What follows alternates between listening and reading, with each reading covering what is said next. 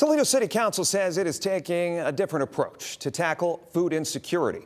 It's through a new position and a potential study. The goal is to assess what resources Toledo has and where there are gaps that need filled. Megan Hartnett, she joins us live in studio. So what kind of changes could we see with these new initiatives? Jeff, there might not be any immediate changes, but there are opportunities for people to get involved in addressing the city's food needs. The goal of everything, though, is to be proactive, according to Toledo City Council member Brittany Jones.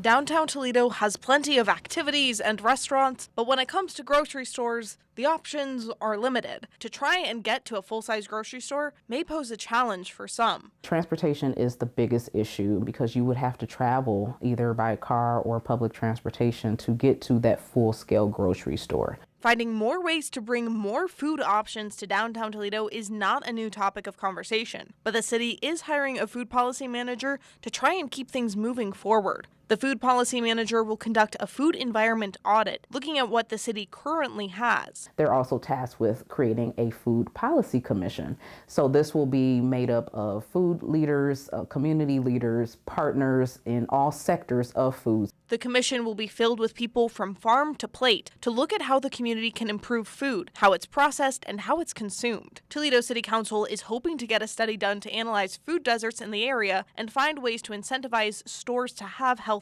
options. One of the push for that was because of the recent closures for Rite Aids. Jones says the study would look at what the community can do with those spaces. It could be used for potential funding because there is funding out there to address these sort of issues, but then also encourage the entrepreneurship. So hopefully it'll be a community-owned grocery store to go into one of these Rite Aids that are currently vacant as well. So the possibilities are endless, really. Jones says one of the biggest opportunities Toledo has is for a community grocery store. Adding value to that neighborhood in general, because that's economic development.